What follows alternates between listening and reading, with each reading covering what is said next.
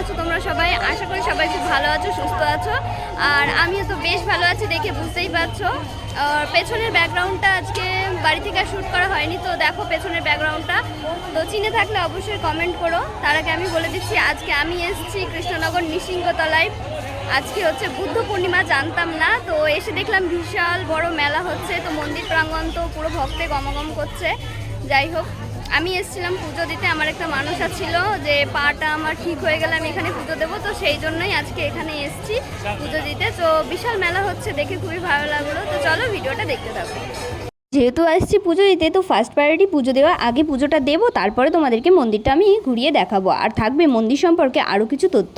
দেখলাম সবাই এখানে চটি খুলেছে, তো আমিও এখানে জুতোটা খুলে চলে গেলাম পাশের এই দোকানটায়।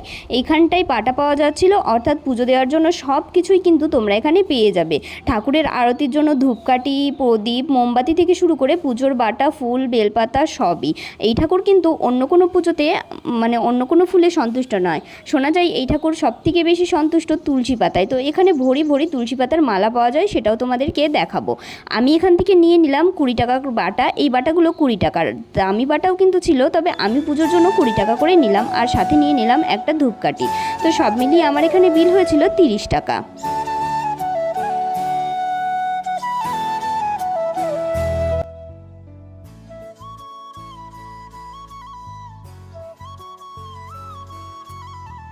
এই যে সেই তুলসীর মালা, দেখো কি সুন্দর মালাগুলো গাঁথা। এখানে তুলসীর মালা, রজনীর মালা, পদ্মের মালা সব মালাই রয়েছে। ভরি ভরি তুলসীর মালা এখানে রয়েছে। সবাই কিন্তু এই মালাগুলোই নেয়। তো নেক্সট টাইম যদি কখনো যাই পুজো দিতে, আমার ইচ্ছা আছে আমি এই মালাই কিন্তু ঠাকুরকে পরাবো।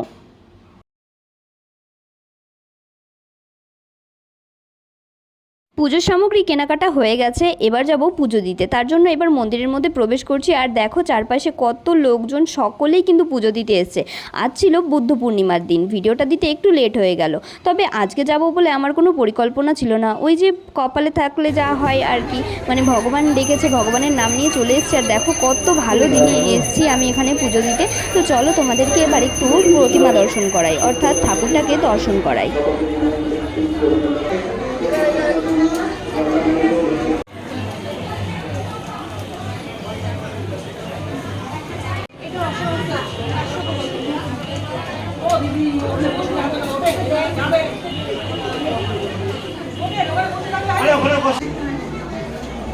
যারা পুজো দেবেন এদিকে আসুন, তো ওখানে ভিড় করবেন না, এদিকে পুজো দিয়ে নিয়েছি আর প্রসাদও কিন্তু নেওয়া হয়ে গেছে। পুজো দিতে বেশিক্ষণ সময় কিন্তু লাগেনি, দেওয়ার সাথে সাথেই হয়ে গেছে। তবে অনেক ভিড় ছিল, তাই জন্য ভিডিওটা শেয়ার করতে পারিনি। আর যে ধূপকাঠিটা নিয়েছিলাম সেটা এখান থেকে আমি জ্বালিয়ে নিলাম, ঠাকুরকে একটু আরতি করব। অনেক ভিড়, তো সব ভিড়কে উপেক্ষা করে অনেকটা সময় নিয়ে জায়গাটা ফাঁকা করে চলে গেলাম সোজা মন্দিরের একদম সামনে। তো ঠাকুরকে এখান থেকে একটু আরতি করব, আর তারপরে চলে যাব তোমাদেরকে মন্দিরটা পুরো ঘুরিয়ে দেখাতে। এখানে পুজো দিতে এসেছিলাম, আগের ভিডিওটাই তো তোমরা দেখেছো। তো এখান থেকে যাওয়ার পথে আমার সঙ্গে একটা দুর্ঘটনা ঘটে, আমি পায়ে চোট পেয়েছিলাম আর অনেক দিন ধরে সেটা নিয়ে ভুগেছিলাম। তো তাই জন্য তখনই মানত করেছিলাম, মনে মনে বলেছিলাম যে পায়ে যদি সেরকম কিছু না হয়, পাটা যদি ঠিক হয়ে যায়, আমি আবারও আসবো পুজো দিতে। সেই জন্যই আজকে এখানে আসা। তো আমার আরতি দেখানো হয়ে গিয়েছে, আর দেখো কত মানুষ কত ভক্তি ভরে এখানে পুজো করতে এসছে। তো আমিও এখানে পুজো করতে এসেছি, আর আমারও পুজো কিন্তু কমপ্লিট হয়ে গিয়েছে।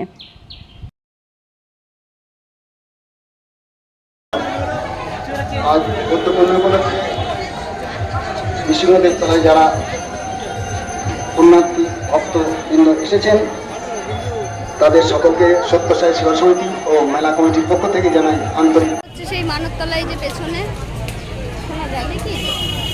তো আমি বাড়ি থেকে সুতো আর পাথর নিয়ে এসেছি, একটা মানুষ করবো। তো চলো এখানে যাই।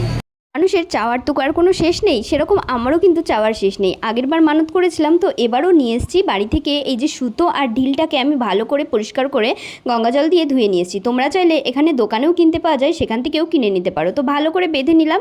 এবার এটাকে যাব আর ওই যে মানবতলা রয়েছে সেখানটায় ভালো করে বেঁধে দিয়ে প্রণাম করে আসবো।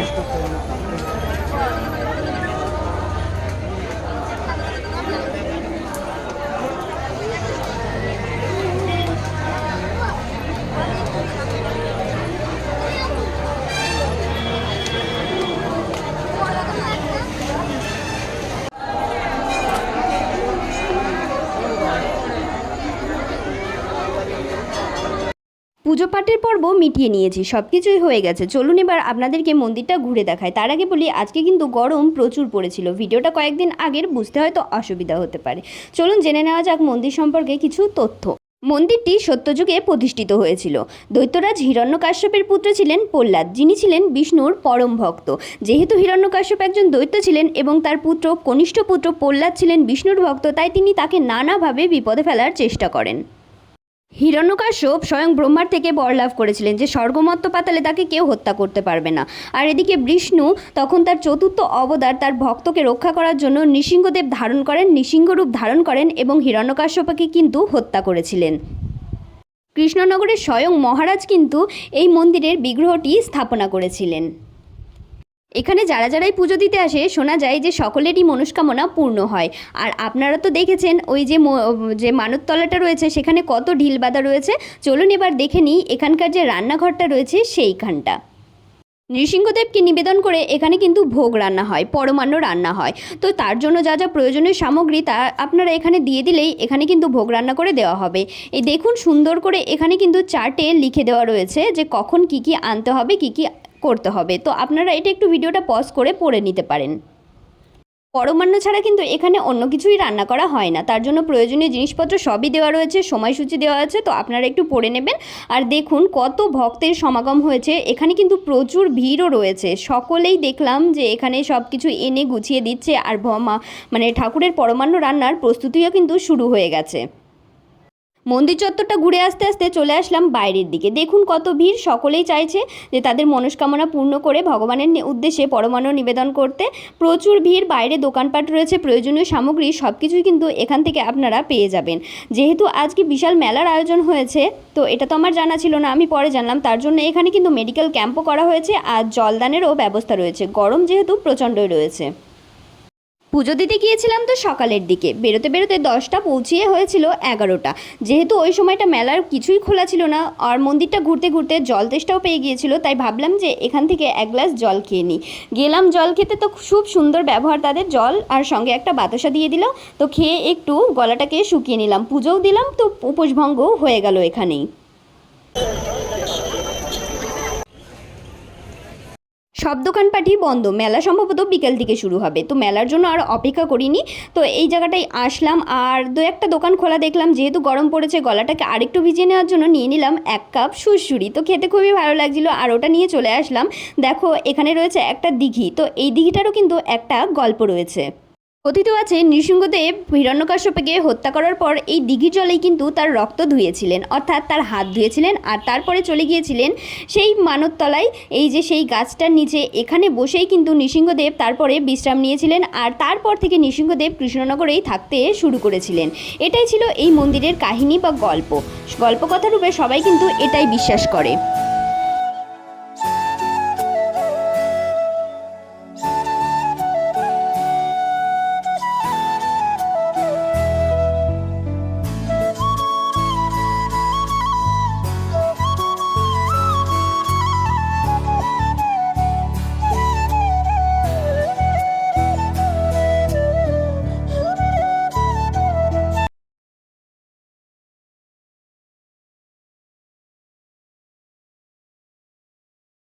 দিঘির এই সুন্দর পরিবেশ, সুন্দর আকাশ দেখতে দেখতে অনেকটা সময় যে কোথা দিয়ে কেটে গেল বুঝতে পারলাম না।